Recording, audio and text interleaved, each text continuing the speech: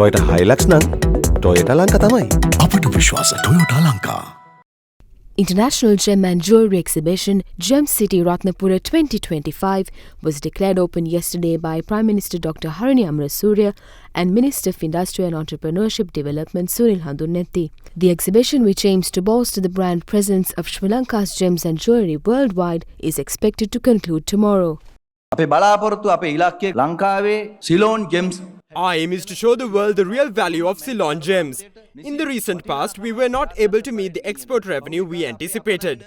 However, we are inching closer to our target this year. We expect to generate $1 billion in revenue by the end of the year. We were able to generate revenue amounting to $123 million over the past 6 months. Comparing the figures with those of the previous year, it is clear that the revenue out of the gem and jewelry industry alone has increased by 27%. Our knowledge and skills must be showcased at the international level. We expect to realize that ambition soon. Within the space we are entitled to within Port City, we have requested a showroom dedicated for gems and jewelry, expected to operate around the clock. Once these requirements are fulfilled, we will be able to achieve great heights. In the past, the political authority had a firm grasp on gem mining. The incumbent government has eliminated the biggest impediment to gem mining.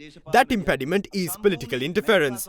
We have bolstered the rights of those engaged in the gem and jewelry industry. ඒ ශේෂ්ත්‍රයේ අයිතිය ලබා දීලා තියෙන මේ වෙනකොට. Many of our finest gemstones have come from the Sabaragamuwa province, particularly Ratnapura, which, as we all know, is known as the city of gems. Yet, we must ask whether Ratnapura has received the global recognition this heritage deserves and whether it lives up to its reputation and prestige as the city of gems in Sri Lanka. A large proportion of Ratnapura's population is engaged in the gem industry, from mining to lapidary work and heat treatment. Their skills have contributed significantly to the national economy through the production of high-quality gemstones for export. However, export revenue from gems and jewelry has yet to reach its potential. Inconsistent policies, as in many other sectors, has affected the gem industry as well, and this has hindered the growth and development of this sector. Our government is committed to creating stable conditions and has set an ambitious target of $1 billion in export revenue for the sector. We are also strengthening links with international gem and jewelry associations in the USA, China, Thailand, India, and Switzerland to reinforce Sri Lanka's standing in the global market, building on the success of the inaugural event in 2024. This year's exhibition features over 90 stalls offering the finest of Sri Lanka's gems. It is both a platform for trade and a step toward establishing Ratnapura as the world